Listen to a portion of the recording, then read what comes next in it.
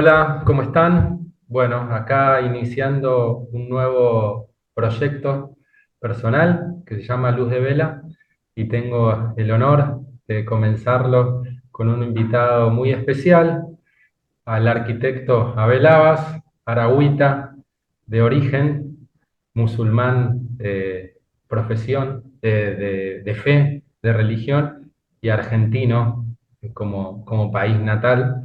Qué gusto, Abel, tenerte acá con nosotros y gracias por la invitación. Aceptar la invitación.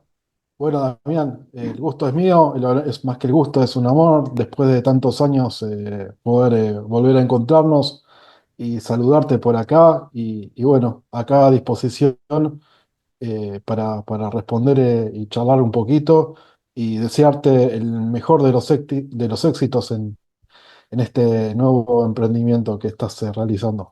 Vale, muchas gracias, Abel. Les cuento que Abel es un erudito en lo que es la historia, desde ese amor por conocer, por saber no solo sus orígenes, sino entender los movimientos históricos, los procesos que nos llevan a estos momentos actuales donde predomina casi siempre el conflicto, las malas relaciones y en particular este momento tan trágico que está viviendo Medio Oriente a través de Palestina e Israel, pero con todo lo que gira a su alrededor que parece respirar una homogeneidad, pero que en verdad son conflictos que todo el tiempo lo están interpelando y atravesando.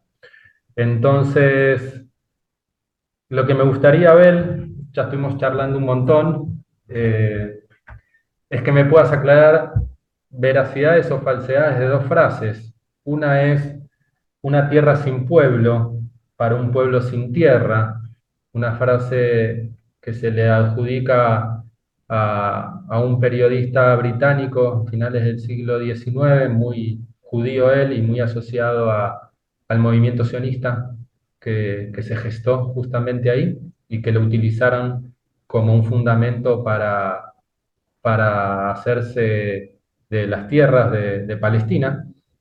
Y la otra frase, que también me resuena mucho, es que los judíos y los musulmanes históricamente se la pasan matando. ¿Cuánto hay de real o de falaz en esa frase que también un poco viene a justificar la actualidad? Y por último, cómo estas dos frases están sí o sí atravesadas por una geopolítica mundial, por un intereses globales que tiene como epicentro Medio Oriente. ¿Qué tan importante es ese punto del planeta o ese centro del planeta? Te cedo la palabra, Abel. Un gusto. Bueno, primero y principal, nosotros los musulmanes cuando arrancamos decimos siempre Bismillahirrahmanirrahim, significa eso, en el nombre de Dios, el clemente, el misericordioso, eso es para encomendarse en todos los asuntos. Eh, a ver, empezando por la última pregunta que es, ¿qué lugar ocupa Medio Oriente? A todos los oyentes que nos están viendo, Oriente Medio es la región más estratégica del planeta Tierra. Históricamente lo ha sido así. Ustedes si ven un mapa de la Tierra o ven el globo terráqueo, vendrían que la masa continental que une África, el continente europeo y el continente asiático, y ahí hay una pequeña península, una pequeña cosa que une esas tres grandes masas continentales y ese es el Oriente Medio. Por ahí converge y pasa todo. O sea, antes del advenimiento del comercio marítimo de los aviones y de todo lo que hemos visto a partir de la modernidad, ese fue el lugar por donde pasaba y se conectaba el mundo. Y es el lugar donde han predominado grandes civilizaciones históricas, o sea, no sé, el Egipto de los faraones, los persas, el Imperio Romano, el Imperio Bizantino, los árabes, las cruzadas, el Imperio Turco Otomano, todos los imperios del planeta Tierra han pasado por ahí prácticamente. Y ese es la tierra donde dio luz y vio nacer a las tres grandes religiones monoteístas de la Tierra, o sea, Por ejemplo, uno de cada cuatro humanos que camina por la Tierra es musulmán y uno de cada cuatro humanos es cristiano. O sea, la mitad de los humanos o son cristianos o son musulmanes. Y esas dos grandes religiones nacieron ahí y son parte del mismo árbol que las une con el judaísmo. O sea, son las tres religiones del patriarca Abraham. Y el patriarca Abraham, que nosotros en árabe Ibrahim, alayhi salam, la paz sea con él, es el padre del monoteísmo. Era un arameo. Los arameos eran un antiguo pueblo semita. Semita es como así, es una. A ver, es peligroso hablar de etnias, pero vamos a decir que era una etnia. Igual que decir los germanos, los germanos o los latinos o los eslavos rusos, no sé. Bueno, los semitas son las tribus que originarias de lo que hoy se conoce como Etiopía, emigraron, cruzaron el charco, el Mar Rojo, y se asentaron en el Medio Oriente y eran predominantemente pueblos nómades, que eran, que eran pueblos que básicamente criaban ovejas y se iban desplazando en los corredores fértiles de un Oriente Medio mayormente desértico, y se iban asentando o iban invadiendo según los periodos históricos. Y uno de esos pueblos semitas eran los arameos. Y uno de los arameos más famosos se llamó Abraham. Y de Abraham, que se había sentado originalmente, su familia era de un lugar llamado Ur. La palabra Ur es una de las ciudades más antiguas, los restos de Ur son los restos arqueológicos más antiguos del planeta Tierra. Están ubicados en lo que es la Mesopotamia, entre los ríos Tigris y Éufrates. Es lo que se conoce como hoy como Irak, ¿sí? En árabe se llama Bilad Bein Nahrain, el país entre los dos ríos. Es en un lugar que era como una especie de oasis en la tierra, donde se cree que ahí estuvo el jardín del Edén, donde bajó el profeta Adán y Eva, y es el lugar donde se asentaron las primeras civilizaciones humanas, entre ellos los asirios y los babilonios. Pero antes que los asirios y los babilonios hubo un imperio llamado el Imperio Acadio, y antes que el Imperio Acadio, que fue el primer imperio de la Tierra, estuvo en una civilización brillante que se llamaron los sumerios, que fueron los tipos que inventaron el lenguaje, el lenguaje escrito, que era la escritura cuneiforme. No me voy a detener para no aburrirlos. Abraham, que era un nómade, un arameo errante que nació en esa ciudad de Ur, se desplaza de Irak, de ese país, que era ese oasis que es la Mesopotamia, se desplaza hacia el Mediterráneo, hacia el otro lugar fértil que está en Oriente Medio, que es la tierra de Canaán, o Fenicia, que es la costa del Mediterráneo, hoy lo que es Siria, el Líbano, Palestina, Israel, lo que hoy se conoce como toda esa zona, que es la otra zona fértil que tiene Medio Oriente. Y ahí, a partir de Abraham, se dice que descienden las 12 tribus de Israel y también descienden los árabes, en definitiva somos todos semitas. Pero Canaán, o sea, lo que hoy es, nuevamente repito, Líbano, Siria, Palestina, Israel, está habitado, estamos hablando hace 5.000 años atrás, y hace 5.000 años atrás ya estaba habitado. Y ese pueblo que lo habitaba eran los cananeos o fenicios, que eran un pueblo semita también, que se dedicaban al comercio marítimo por todo el Mediterráneo, que se dedicaban a comerciar, que tenían puestos de comercio en todo el Mediterráneo, en Grecia, en Egipto, en Argelia, en España también. Muchas ciudades a lo largo de toda la costa mediterránea fueron fundadas por ese pueblo de comerciantes. Una de las cosas que se ha demostrado en el presente es que si vos haces un análisis de ADN y lo comparás con las poblaciones actuales que viven en esos países, con los esqueletos que datan de esa época, la época de hace 5.000 años atrás, te da cuenta que la gente que vive ahora en esos lugares son descendientes de las personas que vivieron hace 5.000 años ahí. Con lo cual, llamar Palestina una tierra sin pueblo para un pueblo sin tierra es una falacia absoluta, pero absoluta desde todo punto de vista. Una de las características que define a nuestra especie, a la especie humana, al Homo sapiens sapiens, que es un linaje de muchas otras especies humanas que habitaron en la Tierra, pero de las cuales solamente quedamos nosotros, es que nosotros, los humanos, los Homo sapiens sapiens, tenemos una característica que no se sabe si las demás especies de homínidos han compartido, que es el comercio. Nosotros a través del comercio o de la guerra, pero principalmente del comercio, a través del intercambio, intercambiamos bienes, servicios, nos mezclamos, los pueblos de la Tierra tienden a mezclarse. Entonces es muy raro hablar de etnias o de razas. Razas es algo antiguo, ¿no? La raza superior, el pueblo ario, el pueblo germánico, no sé, esas cosas que en cierto momento, en su enfermedad, el nacionalismo europeo del siglo XIX inventó como para decir yo soy superior a vos. Los seres humanos nos hemos caracterizado a través de nuestros cientos de miles de años de existencia, desde el Paleolítico hasta el presente, por mezclarnos, por intercambiarnos, por conocernos.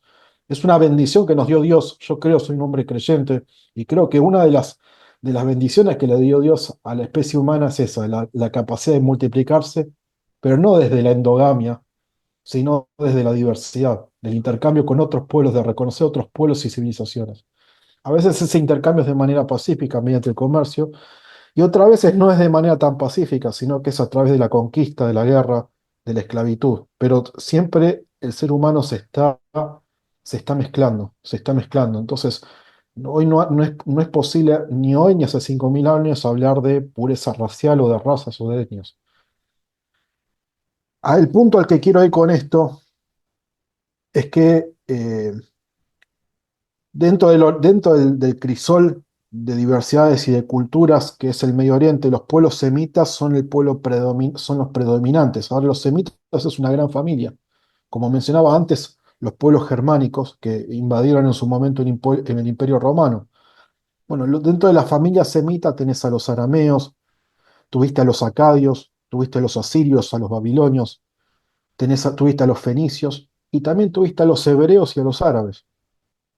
Y son todos miembros de una misma gran familia, de una misma gran macrofamilia, que es de lenguas y de pueblos que se han mezclado y se han ido mezclando y rechazando y volviendo a mezclar a través de milenios, que es la historia de Medio Oriente, que es una historia sumamente rica y convulsa y no vamos a poder abarcarla de ninguna manera en este espacio, ¿no? Entonces, ¿cuán falaz tiene que ser una persona para que, conociendo mínimamente la historia y los testimonios que brindan los monumentos y las ciudades y los diversos y la variedad de vestigios arqueológicos que hay en el Oriente Medio para decir que esa tierra es una tierra sin pueblo? Eso realmente es algo triste. O decir que los palestinos son árabes.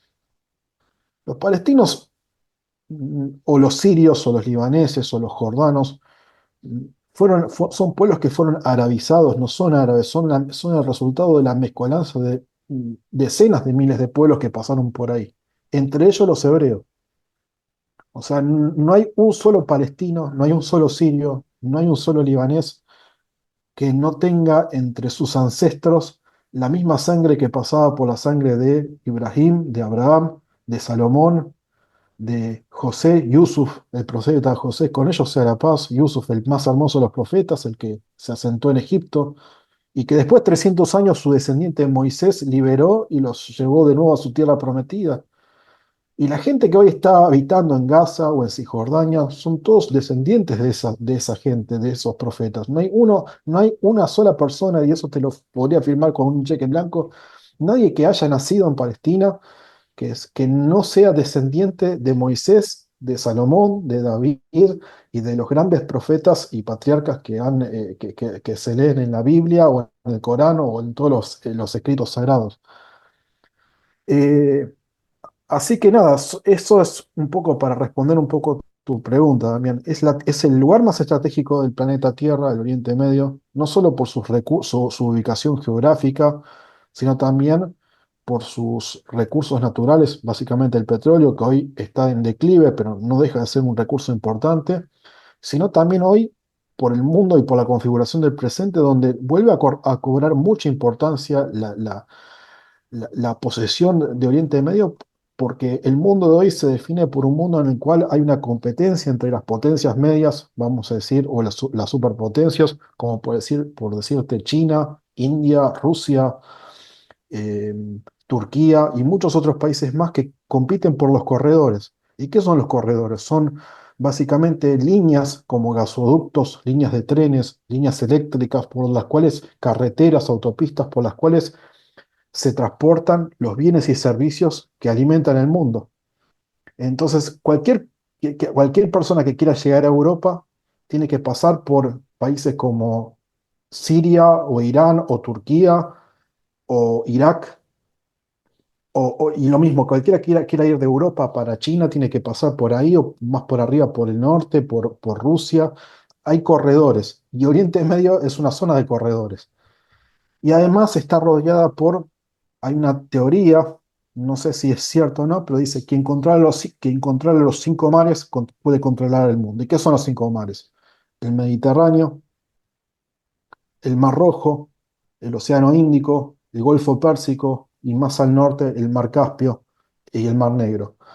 Eh, Toda esa zona es nuevamente es una de las zonas más estratégicas del planeta Tierra. Por ahí discurren bienes, servicios, líneas de comunicación, gasoductos, oleoductos, líneas de trenes, y quien controla eso básicamente puede controlar el mundo o puede reclamar el mundo o el mundo que se viene en el futuro.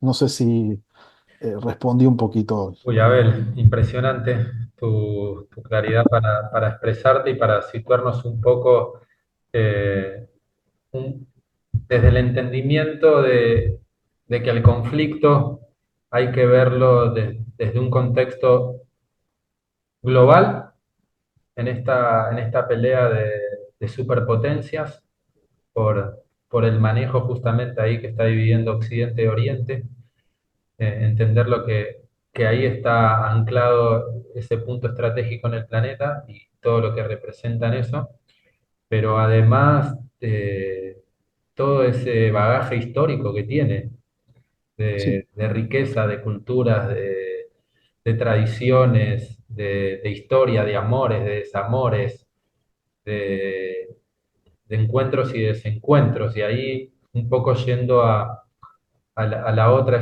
frase que un poco buscamos darle veracidad o demostrar su falsedad, esto de que entendiendo que son ancestros, hijos de una misma raíz, de que son al fin y al cabo todos hermanos, y que encima no solo son ellos, sino que por fuera de las tres grandes religiones que nacieron de Medio Oriente hay otros infines de grupos, de pueblos, sí. de etnias, como pudiste bien expresarte. eh, ¿Cómo fue esa relación a través de los siglos y los milenios de esos pueblos en los cuales convivieron en su transcurso, entre ellos cristianos, judíos y musulmanes? Bueno, a ver, un poco contestando también esto, la primera pregunta que me has hecho que no terminé de responder, si es verdad que los musulmanes y los judíos se vienen matando desde tiempos inmemoriales. Eh, a ver, eh, para situarnos un poco en el marco, en la historia, ¿no? El Islam es una religión que tiene 1400 años, el cristianismo tiene 2000 años, y el judaísmo más o menos, si vemos desde el patriarca Abraham hasta ahora, son 5000 años, para redondear un Sí. poquito, tal vez sea más. Eh, Desde que aparece Muhammad, con ese de la paz, en el siglo séptimo, en el siglo sexto, perdón, no, sería el siglo séptimo, disculpen, que sería en el año 650, vamos a decir. Estoy redondeando, tirando años muy a grosso modo para no marearlos demasiado. El Islam se expande por todo lo que es Oriente Medio y el norte de África. Y finalmente se expande en lo que es España, la península ibérica, que ya hacía 200 años que el Imperio Romano de Occidente había caído, había desaparecido de la tierra. Lo que quedaba en ese momento era el imperio persa sasánida, en lo que hoy es Irán, y el imperio bizantino en lo que hoy es Turquía, el imperio romano de Oriente. Y el Islam se expande, empieza a expandirse. Y naturalmente cuando se expande a Irak, a, a Siria, a Egipto, a Marruecos, a España, y en todos esos lugares había comunidades judías que ya venían de miles de años atrás. Eran comunidades muy asentadas en Alejandría, en Yemen, en lo que es hoy en día Bagdad, que va a ser fundada después, en Basora, en Damasco, en Alepo. O sea, hoy en día, por ejemplo, en Argentina, la mayoría de los judíos sefardíes en realidad son Mizrahim, son o Haleví o Yamí, de Sham, que es Damasco, y Halab, que es Alepo. Y durante 1400 años todas esas comunidades vivieron dentro de la égida del Islam. Y a diferencia de lo que ocurrió en Europa, donde cada cierto tiempo, cada 20 o 30 años, había persecuciones contra los judíos, o los obligaban, había pogromos, o los obligaban a llevar campanas o conformar guetos. La realidad de los judíos y los cristianos también, pero principalmente de los judíos en todas las ciudades que son del Islam, todas las ciudades del Islam, eran muy distintas. Los judíos, hasta no hace mucho, hasta la conformación del Estado de Israel, eran conocidos por ser élites en esas ciudades, o sea, de tener posiciones económicas relativamente buenas en comparación al resto de las poblaciones que habitaban en esas ciudades. Por ejemplo, en Marruecos, donde vivían los judíos, se llamaban Maliha. Maliha viene de la palabra melech. Melech es la sal. ¿Por qué? Porque los judíos se dedicaban a la sal, que era lo que más guita dejaba. Y naturalmente eran los tipos que manejaban el comercio, manejaban todo y siempre tuvieron estándares de vida muy superiores a los del resto. Lo mismo que los cristianos. Hoy en día vas a Siria y las comunidades cristianas generalmente viven mucho mejor que el resto de la población.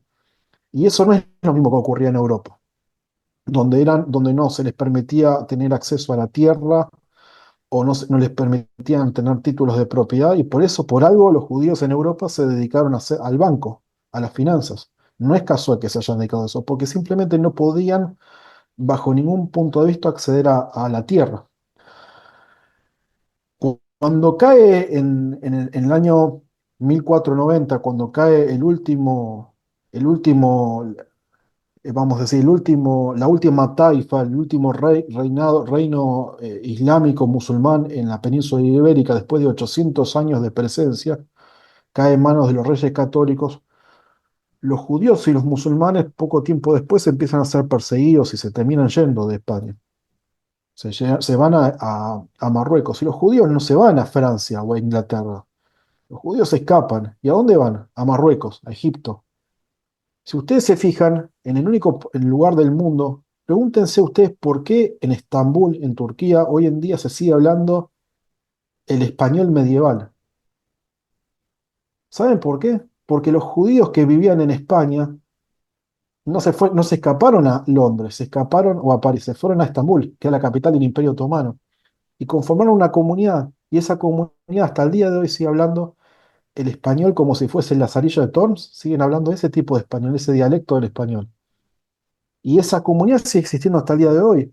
O mismo en Irán, que usted dice, wow, Irán, escuchan Irán, dicen, ¿con qué asocia uno con Irán? Terrorismo, mala palabra. En realidad es uno viaja a Irán, o el que tiene la suerte, y no me crean a mí, yo no he tenido la posibilidad, pero basta con que vean videos de YouTube de viajeros, inclusive muchos de ellos judíos que han podido viajar a Irán. Es un país sumamente civilizado. Y ahí en ese país ustedes se van a encontrar con que hay una comunidad judía de casi 30.000 personas viviendo hasta el día de hoy. Y así fue todo, así fue todo, esa fue la realidad de la mayoría de las comunidades judías en todo el mundo islámico, que prosperaban, que eran numerosas, que tenían sus instituciones, que eran respetadas y que tenían un estándar de vida muy superior al resto de la gente. ¿Hasta cuándo? Hasta que se crea el Estado de Israel en el año 1948. Ahora, alguien que me esté escuchando me va a decir, no, pero los judíos y los cristianos tienen que pagar un impuesto especial. Ese impuesto al cual se van a referir se llama jizya. La jizya es un impuesto que se cobraba justamente a los no musulmanes. ¿Qué es ese impuesto? Ese impuesto es básicamente para que los que no eran musulmanes estuvieran exentos de ir al ejército, de participar en guerras, de un montón de obligaciones que tiene el resto de la población, que si a mí hoy en día viviese yo toda la vida, preferiría pagar la jizya, que eran chauchas y palitos, y no tener que ir a la guerra o ahí tener que ir al ejército o cumplir con un montón de obligaciones que el resto de las musulmanes tenían que cumplir. Y que encima muchos gobernantes musulmanes no las cobraban, no cobraban ese impuesto, que era, además era minúsculo, minúsculo. Pero bueno, si alguien quiere agarrarse y decir, no, los judíos eran perseguidos en el mundo islámico, puede agarrar y decir eso. La verdad es que es todo lo contrario. Comparado con no te voy a decir que era todo color de rosas, pero comparado con la situación de Europa, la situación era muy distinta.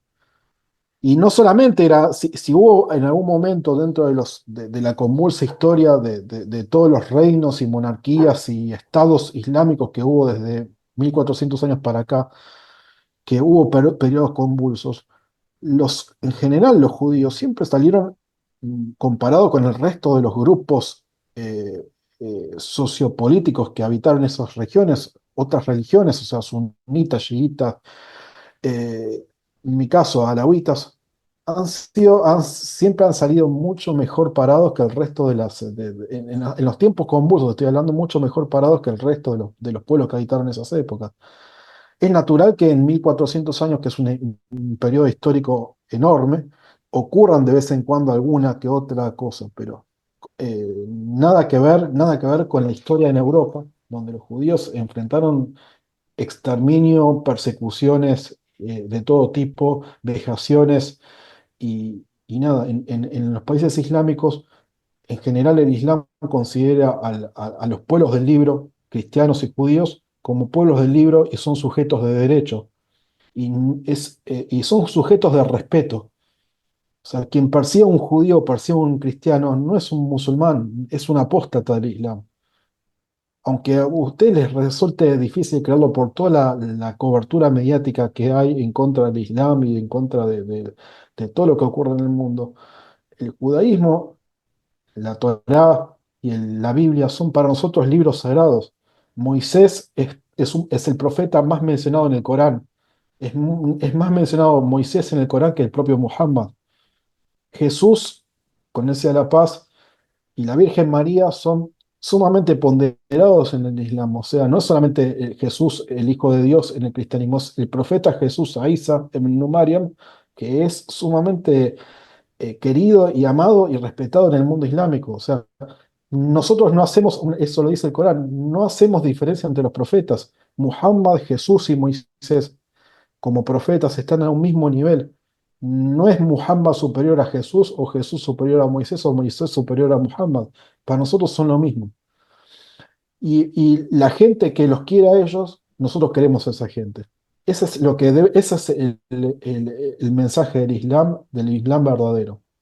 Ahora bien, a partir del siglo XIX, cuando el mundo entra en la fase imperial, Europa entra en su fase imperial, que es cuando empiezan Inglaterra, Alemania, Francia a competir por los recursos naturales de básicamente África y Asia, y empiezan a dividirse el pastel, y empieza esa fase imperialista, y empiezan los nacionalismos y toda la podredumbre que dio origen a las dos guerras mundiales trágicas que sufrió la humanidad en el siglo XX. En ese momento, Inglaterra, que es la madre de casi todos los conflictos que hay en el mundo, empieza a meter la cuña. Inglaterra y Francia firman un tratado que se llama el Tratado Sykes-Picot, que es después de la Primera Guerra Mundial, en la cual se dividen el pastel en Oriente Medio y trazan con lápiz y con regla, literalmente, si ustedes ven, las fronteras de Oriente Medio están trazadas, son líneas rectas, están trazadas con lápiz y con regla, y lo mismo que en África, sin tener en cuenta líneas de división de pueblos y de hablas y de lenguajes y de muchas otras cosas, y eso generó muchas de las tragedias que vimos tanto en África subsahariana como en Oriente Medio como en Asia. Por ejemplo, es el caso entre la India y Pakistán, que son un mismo pueblo, que hablan prácticamente la misma lengua, y que fueron obligados a dividirse en dos países, uno musulmán y otro hindú, y que hoy están permanentemente al borde de la guerra y son dos potencias nucleares, en uno de los lugares que es el subcontinente indio, que es uno de los lugares más habitados del planeta Tierra. Y así en donde en todas partes del mundo ocurren tragedias similares. Eso mismo pasó en Siria, donde dividieron Siria, le sacaron una parte y pusieron el Líbano, le sacaron otra parte y pusieron Jordania, le sacaron otra parte y le pusieron Palestina, cuando era todo un solo país. Ni que hablar después de cuando instalaron en ese Oriente Medio, mediante ese proyecto, que es el proyecto sionista, del cual seguramente que vamos a abordarlo, se instala ese Estado que es el Estado de Israel. Y eso ha generado una línea de fractura que es muy difícil de solucionar.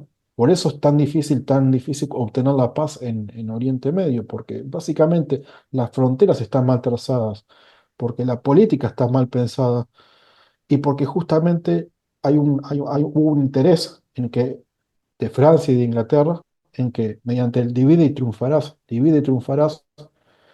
de hacer que esos pueblos se maten entre sí para que ellos puedan a través del conflicto vender armas, ganar influencia política y así gobernar con mucha más facilidad. Eso viene de la época de la colonia y trágicamente hasta hoy, que es el siglo XXI, se sigue manteniendo. Wow, Abel, qué esclarecedor. La verdad que desconocía todo lo que decís. ¿En qué momento histórico sucedió ese tratado entre Inglaterra y Francia que dividió a todos los países que en su momento eran uno? A ver, no eran un solo país porque no existían, porque Claro, una única región, un pueblo. el tema es así. Eh, Inglaterra y Francia durante el siglo XIX, cuando el Imperio Otomano empieza su fase de declive, el Imperio Turco-Otomano, que era un imperio muy poderoso, seguramente a muchos habrán escuchado nombrar, entra en su fase de declive y dicen, bueno, vamos a dividirnos el Medio Oriente. Y entonces agarran con lápiz y regla, de la misma manera que se dividieron Alemania y Inglaterra y Francia se dividieron África, lo mismo hicieron en el Oriente Medio. Entonces, si ustedes ven, hay una película muy famosa del cine que es Lawrence de Arabia. La habrán escuchado, es una película muy famosa. Si no, vayan y véanla porque es un clásico de Hollywood, Lawrence de Arabia. Y Lawrence justamente es un inglés que viaja a Oriente Medio para ayudar a los árabes que quieren la independencia del dominio del Imperio Turco Otomano después de casi 500 años de ocupación. El Imperio Turco Otomano no fue una cosa buena, ¿no? Pero como ningún imperio lo fue. ¿Y qué pasa? Obtienen la independencia esos países brevemente después de la Primera Guerra Mundial, cuando cae la Triple Entente y ganan las potencias, o sea, Francia, Inglaterra, Estados Unidos. ¿Y qué pasa? A espalda de los árabes, España y Francia ya se habían dividido el pastel en Oriente Medio. Si no me equivoco, la fecha en la cual se determina, se hace el acuerdo fue el año, más o menos, estamos hablando de la Primera Guerra Mundial, estamos hablando de 1916, 1917. Por esa época es cuando se da el acuerdo de Sykes-Picot, que es un inglés y un francés que con lápiz y regla en un mapa agarran y trazan las fronteras actuales del Medio Oriente. Y dicen, bueno, esta parte de Irak es para Inglaterra, el Líbano y Siria es para Francia, Palestina es para Inglaterra, el Golfo Pérsico, lo que hoy es Emiratos Árabes, Qatar, Bahrein, Arabia Saudita es para Inglaterra y así. Otra cosa que ocurre también durante el siglo XIX, es que Inglaterra empieza a meter la cuña y empieza a pudrir el Islam por dentro, como también lo han hecho con el cristianismo, ¿no? En el cristianismo instalaron los movimientos pentecostales, que hoy vemos esas iglesias que vemos en Latinoamérica, que son básicamente iglesias que responden a los intereses de Estados Unidos y de Israel, que son esas iglesias que vemos en los lugares más pobres de Latinoamérica, especialmente acá en Argentina, en el conurbano. En el Islam hicieron un proceso distinto. Empoderaron lo peor del Islam. Dentro del Islam vos tenés dos grandes ramas, dos grandes tradiciones, las chiitas y los sunitas. Dentro del sunismo tradicional, que siempre fue históricamente pacífico, dentro de una rama había una tribu que eran los Ibn Saud, que estaban en el Najd, un área de Arabia Saudita, los empiezan a empoderar a esos tipos, que tenían una doctrina bastante fundamentalista, como se diría hoy, del Islam, una interpretación bastante radical. Y los empoderan ¿para qué? Para desplazar a la familia hashemí tradicional que gobernaba la Meca y Medina. Entonces, esa alianza dio origen a la alianza que hoy existe hoy entre la dinastía saudita y Inglaterra primero y después Estados Unidos, que se potenció mil veces después del descubrimiento del petróleo en lo que hoy es Arabia Saudita. Fíjense el nombre, Arabia Saudita, Saudita. Es el único país en el planeta Tierra que lleva el nombre de una familia real. Es una cosa de locos. Y esa familia, con el impulso y los recursos que le da el petróleo, empiezan a exportar alrededor de todo el mundo su doctrina, su interpretación del Islam, el wahabismo, salafismo, que es ese Islam fanático, radical que ustedes ven en los noticieros, que a los noticieros tanto les gusta mostrar como representantes legítimos, decir, miren, estos son los musulmanes, que son esos tipos que van con la barba toda desalineada por acá, van con las túnicas, los Bin Laden, los talibanes, los tipos que cortan cabeza, los del ISIS, los Al Qaeda. Son todos esos tipos que no creen en la tolerancia religiosa, no ven en el judaísmo o en el cristianismo interlocutores válidos. Ni en las minorías ni nada, no respetan a las mujeres, no respetan a nadie, no respetan la vida en general. Esos tipos son los que, vamos a decir, a fuerza de dinero y de petrodólares, han influenciado muchísimo en el Islam contemporáneo, pero que no es la realidad de la mayoría de los musulmanes. El Islam de ninguna manera es eso. Es como si yo dijera, miren a los barra bravas no sé, de la 12 o los borrachos del tablón de la barra brava de River. Estamos hablando de grupos marginales del fútbol argentino.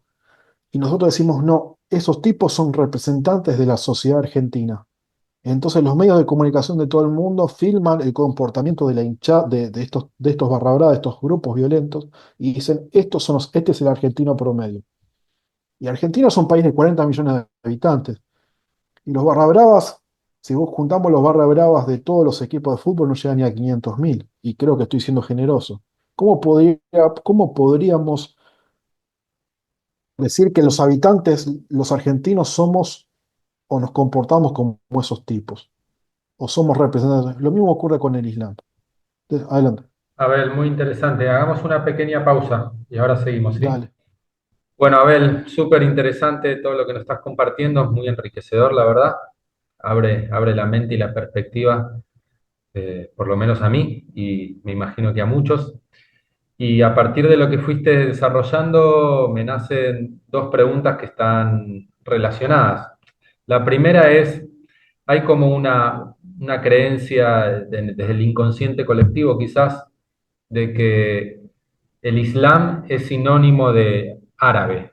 ¿Cuánto hay de real, cuánto hay de falso en el asunto? Y el otro tema que si podés desarrollar que me encantaría es cuando hiciste alusión a que en el avance del Islam se fueron encontrando con muchos pueblos de origen judíos, de fe judía, y esos pueblos con los cuales pudieron convivir de una manera pacífica, armoniosa, de respeto, de hermandad. ¿Todos eran de origen semitas? O sea, todo se puede decir Bien. que todos esos pueblos descendían del mismo origen, del mismo lugar. Sí.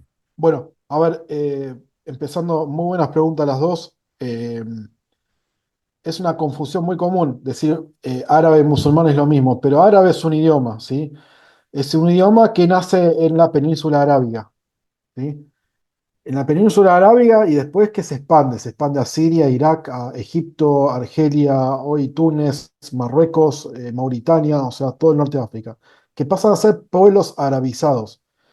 Ahora bien, no todos los árabes son musulmanes y no todos los musulmanes son árabes. Los musulmanes, que es el que practica la religión del Islam, es una religión. O sea, hay gente de Indonesia o hay alemanes que son musulmanes y que no tienen nada que ver con los árabes.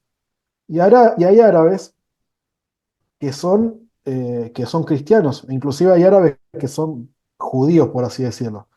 O sea, árabe, si que ese es un idioma o es más peligroso, no es tan científico decirlo, pero es una etnia. No es tan exacto decir eso porque no existe una etnia árabe, pero podría llegar a decirse para, hablando mal y pronto. Y el Islam, o sea, los musulmanes, son una religión. Por ejemplo, en Irán, vamos a hablar, en Irán es un país mayoritariamente musulmán, pero los iraníes no son árabes, ni siquiera hablan en árabe, hablan el persa. En Indonesia, en el sudeste asiático, donde nunca llegó ningún ejército musulmán, ningún ejército árabe, son musulmanes. Es el país musulmán más grande de la Tierra, con mayor cantidad de musulmanes. Tiene cerca de 200 millones de musulmanes. Ah, Son casi todos musulmanes los indonesios. Sin embargo, ninguno de ellos es árabe. De hecho, el idioma árabe es desconocido prácticamente, salvo por el idioma litúrgico del Islam, que es el Corán, que el Corán sí está en idioma árabe. No sé, Kazajistán, en el centro de Asia.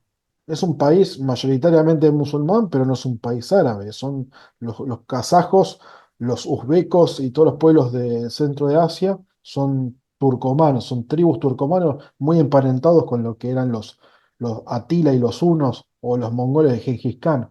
Esas tribus, esas hordas de guerreros que invadieron en su momento Europa, el Imperio Romano y más tarde saquearon y invadieron durante el medioevo el mundo, ¿no? Gengis Khan y todos esos. Bueno, los turcos en general son en su mayoría, las tribus turcos o turcomanas son en su mayoría musulmanes, pero son turcos, no son árabes. Entonces, eso es una confusión. Y hay muchos musulmanes, hay muchos árabes, como por ejemplo los árabes cristianos de Siria o de Irak, caldeos, asirios, arameos, que fueron arabizados con el tiempo que no son musulmanes, son cristianos, cristianos ortodoxos, meliquitas, un montón de confesiones. Y después en Siria, o como mencionábamos antes, en Siria, en Irak, Egipto, Alejandría, Marruecos y después España, había un montón de comunidades judías. Todas ellas eran comunidades sefaradíes o misragíes, que algunos judíos, yo por lo que sé, no les gusta, eso capaz que me lo podés de contar vos más que yo, que no les gusta que les digan misrajíes, que le pongan etiqueta, que le digan judíos del Yemen, o judíos de Siria, de Sham, o de Alepo, Aleví, o de Irak. Pero en todos esos países, en todo Medio Oriente, en Norte de África, inclusive en el centro de Asia, hay un montón de comunidades judías que son semitas, 100% semitas, descendientes de Abraham y de las 12 tribus de Israel.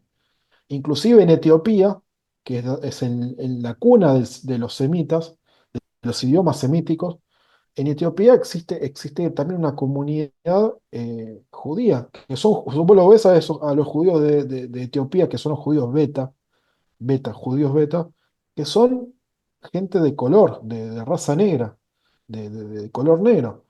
Y vos decís, pero esta gente son judíos. Sí, claro que son judíos. Son descendientes, son una de las tribus de Israel que viajaron y que llegaron hasta Etiopía y se quedaron ahí. Ahora bien, eso nos lleva a otra pregunta. ¿Y los judíos europeos? ¿De dónde salen los judíos eskenazíes? ¿De dónde salen? Y esa es una pregunta muy difícil. Me ha tocado muchas veces intercambiar ideas con gente con hermanos judíos. Y lo que te dicen que porque uno dice, ¿por qué hay tantos judíos en países tan lejanos como decirte Ucrania o Lituania o Hungría o Rusia o Europa Central como Alemania, Polonia? ¿De dónde aparecieron esos judíos? ¿Son los judíos que, no sé, durante el Imperio Romano se fueron para ahí? me parece medio raro. Hay algo que no cuadra porque no hay muchas referencias de ellos en la antigüedad. Sino, si hubiese sido así, en las crónicas de la antigua Roma, esos territorios no eran parte de Roma, eran tribus, vamos a decir, germánicas o eslavas, eran, eran, eran al oeste del río, al este del Rin, que eran lugares a los cuales el Imperio Romano nunca había llegado. Con eso es muy difícil que los judíos hubiesen llegado hasta ahí. Los judíos llegaron a España o a Francia, pero más que eso no pasaron.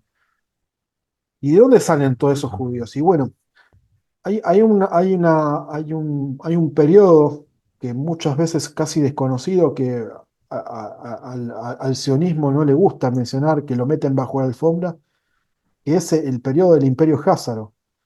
El Imperio Házaro es un imperio que más o menos va desde el año 600, o sea, estamos hablando del medioevo, cae el Imperio Romano en el año 460 por ahí, queda el Imperio Bizantino o Imperio Romano de Oriente, en lo que hoy es Turquía, Estambul, Constantinopla, que pasa a ser, que hoy pasa a llamarse Bizancio y después va a pasar a llamarse Estambul.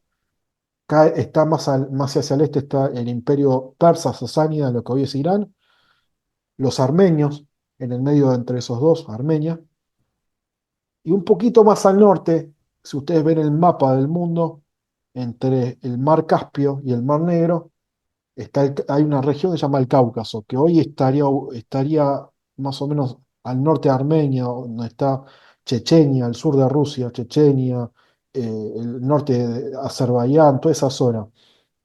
Y ahí había un imperio túrquico, como los turcos de Genghis Khan, de Atila o de esos pueblos de las estepas de Asia Central. Bueno, ahí había un canato. Canato, Khan, Han, es una forma de gobierno, es decir, como decir un rey, un canato. Era el canato házaro. Ese canato tenía una alianza con el Imperio Bizantino que estaba amenazado por los musulmanes, por el expansionismo, la expansión de los musulmanes que en los primeros 2 siglos se expanden, hacen caer el Imperio Sasánida, hacen caer la dinastía en Egipto, de lo que serían los coptos, llegan hasta España, derrotan a los visigodos que estaban en España y establecen el califato omeya en España, conquistan gran parte de lo que es el mundo conocido, llegan hasta el centro de Asia y para el norte, ¿qué los detenían? Los detenían los armenios, los detenía el Imperio Bizantino y entran en conflicto en 2 guerras, en el año 600 y en el año 700, más o menos estamos hablando del siglo VIII, con la dinastía Omeya. ¿Y qué pasa? Más o menos en el año 750, el Han, el Khan, el rey de los Házaros, dice que no se llevaba muy bien con los bizantinos, que eran cristianos. Dice, yo quiero tener una religión que sea la religión oficial de mi reino. Y no quería la religión como religión oficial de su reino, la religión de sus enemigos, ni de los bizantinos o los armenios, con los cuales no se llevaba bien y a veces no tan bien, ni mucho menos con la de los musulmanes que lo querían invadir. Entonces decreta que la religión del reino házaro va a ser el judaísmo. Para el siglo IX, o sea, en el año 800, la mayoría de ese territorio, lo que se llamaría Hazaria, que es al sur de Rusia, en más o menos siguiendo el río Volga, que es un río sumamente importante en la geografía de Rusia y de Ucrania, toda esa zona, que desemboca ahí, toda esa zona, nuevamente Mar Negro, Mar Caspio, toda esa zona, una zona fértil, una zona de estepas. La mayoría de la gente de la población se convierte al judaísmo. Ahora, ese pueblo, esa gente que se convierte al judaísmo, ¿tiene raíces semitas? ¿Son descendientes de las 12 tribus de Israel? Y es muy discutido eso. Te diría que prácticamente nulo. O sea, si había judíos descendientes de las tribus de Israel, era una minoría menor al 1%. La enorme mayoría, el 99%, eran turcomanos, gente de las estepas de Asia que se habían asentado ahí. Ese imperio, el imperio házaro, finalmente con el avance, con el- vamos a decir, empieza a surgir más al norte, y esto tiene mucha connotación con el presente, en la guerra que hay en el curso actualmente entre Rusia y Ucrania, surge en lo que hoy es Ucrania el Rus de Kiev. Rus de Kiev. El Rus de Kiev es el antecesor de Rusia, ¿sí? El Rus de Kiev. Y el Rus de Kiev, que es un principado, entra en conflicto con el Imperio Házaro y finalmente lo derrota para el año 900, año 1000, no me quiero confundir por las fechas, y finalmente el Imperio Házaro cae. La población que queda ahí, en ese lugar, en el Cáucaso, se mantiene en las comunidades kepi. Pero después, muy poquito tiempo después, surge un fenómeno que va a cambiar la fisonomía del mundo para siempre, que son las invasiones mongolas. Genghis Khan, un Khan mongol, surge en lo que hoy es Mongolia, unifica las tribus mongolas de Asia y empieza a hacer una invasión hacia el oeste, hacia Occidente. Hacen caer, barren con todo el mundo islámico de una forma terrible porque tenían una caballería y tácticas de guerra que no eran conocidas en el mundo hasta ese momento. Hacen caer civilizaciones centenarias, hacen caer el califato abbasí, derraman sangre por doquier, genera una catástrofe cultural y económica que hasta el día de hoy, en algunas maneras, la devastación que generaron los mongoles, que fueron unos grandes genocidas. Y cuando llegan al Imperio Házaro, arrasan con todo. Y esas comunidades judías que estaban ahí empiezan a emigrar, siguiendo el curso del río Volga. ¿Y hacia dónde van? Migran hacia el oeste, hacia Occidente. Entonces se asientan en Rusia, cerca de Moscú, se asientan en Ucrania, se asientan en Lituania, se asientan en Polonia, en Hungría, en Budapest. Y esas comunidades son las comunidades judías que dan, siglos más tarde, pasan a conocerse como las judías ashkenazíes. Son las comunidades ashkenazíes. Que son las comunidades que adoptan el yiddish como lengua, que el yiddish es una lengua, corregime también, creo que es una lengua germánica, con algunas cuestiones del eslavo, de cosas, pero es básicamente que es una mezcla de germánico, de alemán, con algún elemento eslavo de Polonia y alguna cuestión del hebreo. Y son las comunidades que se establecen en Europa Central y en Europa del Sur. Y de esa manera se explica por qué había tantos judíos en esa zona. Y esos son los judíos ashkenazíes. Y después la historia del mundo sigue, o sea, eso surge, estamos hablando del Medioevo, año 1000, 1100. A partir de ahí, esos judíos emigran cada vez más hacia Occidente. Primero estaban en Ucrania, en Rusia, después van a Polonia y después de Polonia los expulsan, se van a Alemania y después de Alemania muchos viajan a Inglaterra. En todos los programas, cuando los expulsaban de un lugar, se iban cada vez más hacia Occidente. Esos judíos en el siglo XIX, cuando esas comunidades judías, cuando en Europa la agarra fiebre y se enferma con esa enfermedad inmunda que son los nacionalismos del siglo decimonónicos, donde dicen yo soy francés, vos sos alemán y yo soy inglés, y empiezan todos los nacionalismos y los imperialismos y la competencia entre esas naciones por los recursos y las interminables guerras entre Europa y las dinastías europeas que es un enjambre en la historia.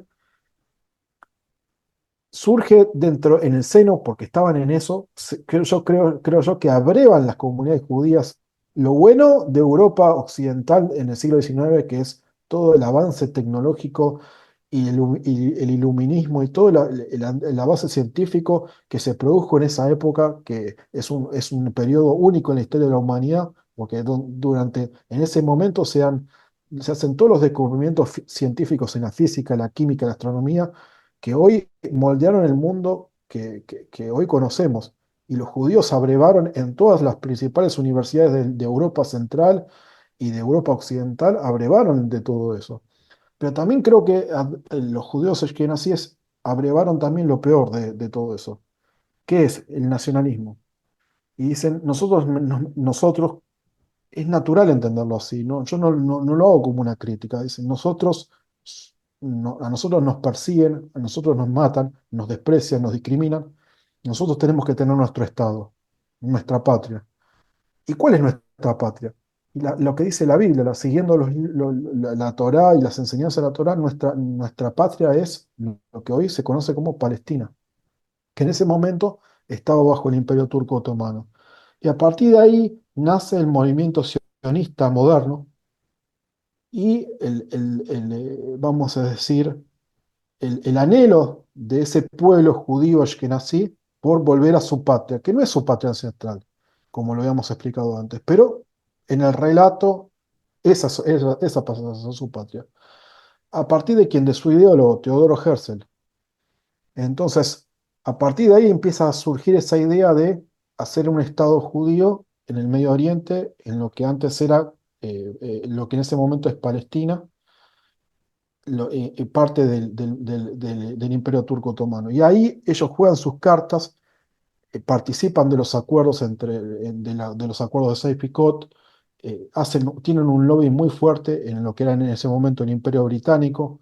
En eso juegan un rol muy fuerte familias como la familia Rothschild, que eran banqueros, que eran gente de élite que le prestaba a las monarquías europeas y que tenían una capacidad de influencia enorme y a su vez recursos económicos enormes.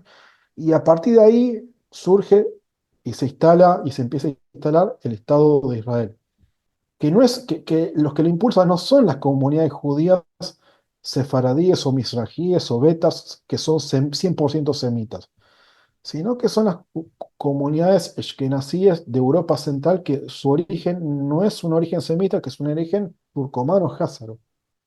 Y ahí está la gran falacia y la gran mentira que es ese Estado de Israel como lo conocemos ahora, que en cierta manera, si uno lo analiza, es un Estado europeo que no tiene, de semita tiene muy poco, que obviamente ha integrado a las poblaciones semitas de las comunidades semitas el norte de África, de Siria, del Líbano, de Irak, y las han impulsado a emigrar hacia Israel. Pero el Estado de Israel como proyecto nacional es un proyecto nacional judío misrají.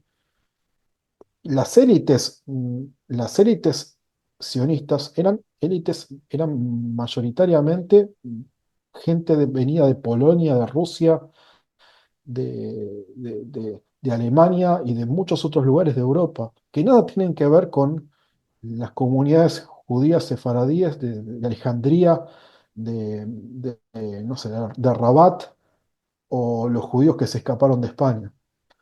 Esa es la gran falacia y lo triste de esta historia.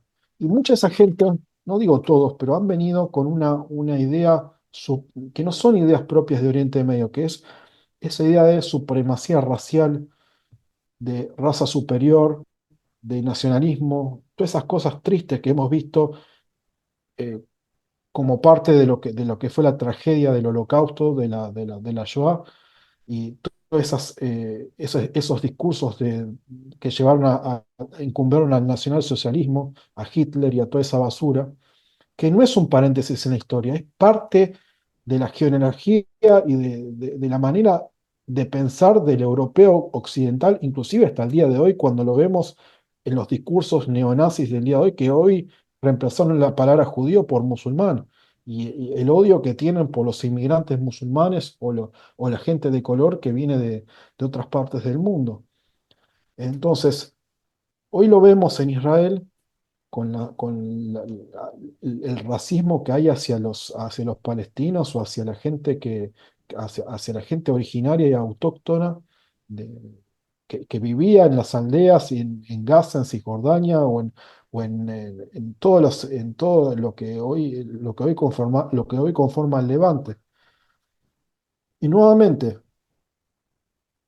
no quiero ser repetitivo, no vas a encontrar un solo palestino, no, un solo gazatí, un solo cisjordano, un solo libanés que no tenga, sea de la religión que sea, judío, musulmán o cristiano, que no tenga como antepasado a Moisés, a Salomón, a David, a Elías, a Jesús o a todos los profetas bíblicos, porque son la gente que desciende de ellos.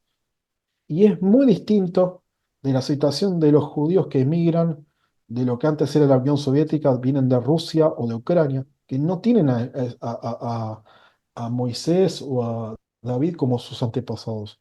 No es probable que sea así. Y yo no estoy hablando acá de una cuestión de superioridad de nada, pero lo triste de esto es que cuando te vienen los judíos de Rusia o de Ucrania, que si vienen por las buenas está todo bien, son inmigrantes, como en Oriente Medio, los pueblos de Oriente Medio han aceptado a muchísimos emigrados de muchos pueblos que se han refugiado en Oriente Medio. Caso los armenios, cuando los turcos los masacraron a principios del siglo XX, o los circasianos, cuando Rusia los masacró, el genocidio circasiano, del cual muy poco se habla, o el genocidio armenio, o inclusive muchos europeos que han emigrado a Oriente Medio en plena Segunda Guerra Mundial por el hambre. No ese es el problema, no es un problema contra los inmigrantes. O sea, las puertas de Oriente Medio yo creo que están abiertas de par en par para quien quiera venir a habitarlo pacíficamente. El problema es cuando vienen con la idea de yo soy el dueño de esta tierra y vos tenés que irte de acá. Yo soy el dueño original de esta tierra, yo, ruso, venido de Rusia o de Ucrania, soy judío y vos, palestino, tenés que irte de acá, esta es mi tierra. Vos sos un invasor. Y yo soy superior a vos, y yo soy esto, y yo soy lo otro, y vos sos un invasor. Y ahí está la falacia, ahí está lo más triste de esta historia. Porque no es así, es al revés, exactamente al revés. No sé, hace poco un dato de color, ¿no? Algo casi chistoso. Decía que escuchaba. El Levante, estamos hablando de toda esta región, es una zona caracterizada del tiempo de los fenicios hasta ahora por los árboles, los olivares. El árbol de oliva, el oliva, el aceite de oliva, prácticamente está en nuestra genealogía. O sea, nacimos con el aceite de oliva y los árboles de oliva. Se hace el jabón y un montón de cosas. O sea, el aceite de oliva es usado inclusive en la medicina tradicional en Siria o en muchos lugares. Y decía que el 70% de los emigrados de Ucrania o de Rusia eran alérgicos al polen de los olivares. La misma tierra te está diciendo que vos sos un invasor de este lugar. O sea, bienvenido sea, si vienen por una cuestión de necesidad o de que quieren, escapan de una opresión, bienvenido sea. Las puertas de Siria, del Líbano, estuvieron abiertas siempre para un montón de pueblos. Pero con esa idea de superioridad, de raza superior o de pueblo elegido por Dios, o de pueblo sin tierra para una tierra sin pueblo, o todos esos relatos que se han ido plasmando y hemos escuchado durante durante estos 70 años de guerras, la verdad que no va.